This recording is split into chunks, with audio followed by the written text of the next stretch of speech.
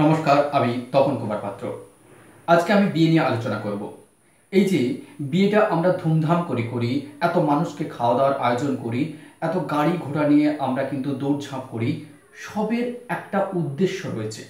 আর সব কিছুর উদ্দেশ্য কিন্তু একটাই, সেটা হচ্ছে শরীরকে ভোগ করা, অর্থাৎ যাকে আরও সহজভাবে বলা যায় সেক্স করা।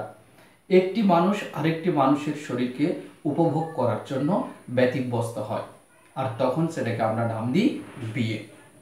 দেখুন না, যখন একটি ছেলে কিংবা মেয়ে একে অপরের পরস্পরে আসে, তখন বিয়ের আগে সেটা হয়ে যায় অবৈধ। যখন বিয়েটা হয় তখন তাকে বলা হয় বৈধ। আমি এটা কিছুতেই বুঝতে পারি না, আমার মাথায় আজও পর্যন্ত এটা ঢুকছে না যে আগে কেন অবৈধ, পরে কেন বৈধ। আসলে এখানে একটা সামাজিক গোড়ামি রয়েছে। সামাজিক গোড়ামি হচ্ছে এটাই, আপনি যখন সেক্স করতে যাচ্ছেন কিংবা আপনি যখন একটি মানুষের শরীরকে ভোগ করতে যাচ্ছেন, তখন আপনারা তো মানুষ, একটু বিচার বিবেচনা লজ্জাবোধ আছে। আপনারা তো আর পশু নন। তার জন্য মানুষের সঙ্গে পশুর একটু পার্থক্য আছে। পশুরা যেরকম রাস্তাঘাট, বন জঙ্গল, অনেক জায়গাতে খোলামেলাভাবে তারা সেক্স করে, সেখানে তাই তাদেরকে পশু বলা হয়। আর মানুষের মধ্যে একটু বিচার বুদ্ধি বিবেচনা লজ্জাবোধ আছে, তাই তারা চার দেওয়ালের মাঝে ঘরের মধ্যে সেক্স করতে পছন্দ করে। আর তার জন্য তাদের এই লজ্জাবোধ থেকেই এই বিয়ে নামক শব্দটার উৎপত্তি হয়েছে। তারা 10 জন মানুষকে জানাতে চায়, 10 জন মানুষকে আমন্ত্রণ করে এই উদ্দেশ্যে খাওয়ানো হয় যে দেখো, আমি সেক্স করতে যাচ্ছি, তাই আমি তোমাদেরকে সরাসরি জানাচ্ছি না, কিন্তু তোমাদেরকে নেমন্তন্ন করে খাওয়াচ্ছি, তোমাদেরকে আমি বিয়ে করাতে নিয়ে যাচ্ছি, ওই পক্ষ থেকে লোক আসছে, এই পক্ষ থেকে লোক যাচ্ছে, সবটাই কিন্তু একটা দুজনকেই কেন্দ্র করে হচ্ছে। একটি মানুষ আরেকটি মানুষের সঙ্গে সেক্স করবে, আর বাকি যেগুলো হচ্ছে এগুলো হচ্ছে উপকরণ, সাজসজ্জা। এগুলোর কিন্তু কোনো অস্তিত্ব আগে ছিল না, কিংবা এদের কোনো প্রয়োজনীয়তা নেই, কিন্তু করতে হচ্ছে কোন তাগিদা থেকে?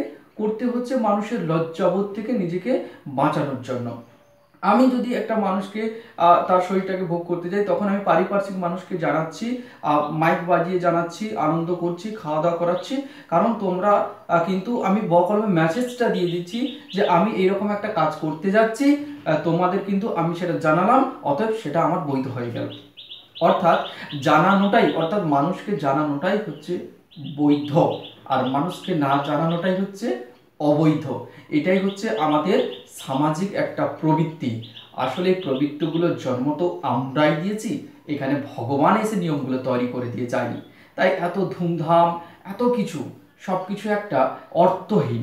শুধুমাত্র তো দুটো মানুষের শরীরের মিলনের জন্য এত কিছু রীতি নীতি আচার বিচার সব কিছু।